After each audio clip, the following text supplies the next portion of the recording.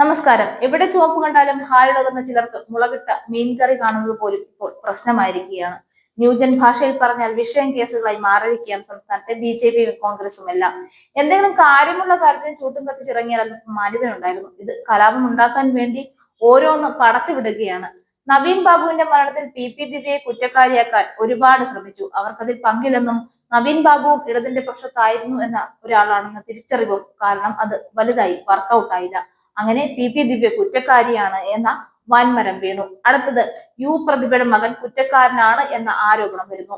മകന്റെ പേരിൽ മാധ്യമങ്ങൾ പ്രചരിപ്പിക്കുന്ന വ്യാജ വാർത്തയ്ക്കെതിരെ പ്രതിഭ ഒടുവിൽ രംഗത്ത് വന്നു.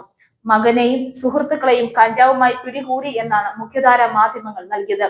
ഇക്കാര്യം വ്യാജമാണെന്നും ഇത്തരം വ്യാജ വാർത്തകൾ നൽകിയ മാധ്യമങ്ങൾക്ക് നേരെ നിയമ നടപടി സ്വീകരിക്കുമെന്നും MLA പറഞ്ഞു.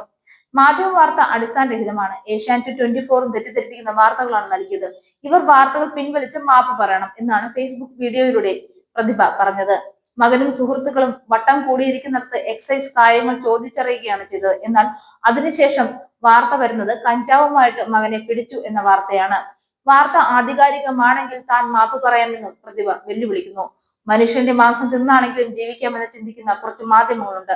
എന്നോട് പൊതുവെ മാധ്യമങ്ങൾക്ക് കുറിച്ച് വൈരാഗ്യമുണ്ടെന്ന് അറിയാം. സത്യസന്ധമായി പൊതുപ്രവർത്തനത്തെ കാണുന്ന ഒരു സ്ത്രീ എന്ന നിലയിൽ സ്വാഭാവികമായിട്ടുള്ള ശത്രുക്കൾ ഉണ്ടാകുന്നത് സ്വാഭാവികമാണ്. കഴിഞ്ഞ തെരഞ്ഞെടുപ്പിൽ എതിർ സ്ഥാനാർത്ഥിക്ക് പകരം മാധ്യമങ്ങളായിരുന്നു ഉണ്ടായിരുന്നത്. വ്യാജ വാർത്ത നൽകിയ മാധ്യമങ്ങൾക്കെതിരെ നിയമ നടപടി സ്വീകരിക്കുമെന്നും പ്രതിഭ പറയുന്നുണ്ട്. ഇടതുപക്ഷത്തിനൊപ്പം നിൽക്കുന്നത് കൊണ്ട് തന്നെ സ്വാഭാവികമായി ശത്രുക്കൾ ഉണ്ടാവും. പ്രതിസ്ഥാനത്ത് സ്ത്രീ കൂടിയാണെങ്കിൽ അടച്ചാക്ഷേപിക്കുക, ജീവിതം തന്നെ ഇല്ലാതാക്കുന്ന തരത്തിൽ വാർത്തകൾ പ്രചരിപ്പിക്കാൻ മാധ്യമങ്ങൾ ഒട്ടും പോലെ അർഹിക്കുകയില്ല. ബി.ജെ.പിയും കോൺഗ്രസും ഒന്നും ഇവിടെ പകൽവെട്ടത്ത് എന്തെങ്കിലും അതിക്രമം ചെയ്താൽ പോലും ഒരു മാധ്യമവും ചോദിക്കാൻ രംഗത്ത് വരുന്നില്ല. അതിന് ഹൈപ്പ് കുറവായത് കൊണ്ടാണോ അതോ മിണ്ടാതിരിക്കാൻ പാകത്തിന് എന്തെങ്കിലും കൈമണി കൊടുക്കുന്നത് കൊണ്ടാണോ എന്നറിയില്ല. RSSും അനുകൂല പാർട്ടികളും പൊതുമധ്യത്തിൽ നിന്നാണ് ന്യൂനപക്ഷത്തെ കൊന്നൊടുക്കുക എന്നൊക്കെ മൈക്കിലൂടെ വിളിച്ചു പറയുന്നത്.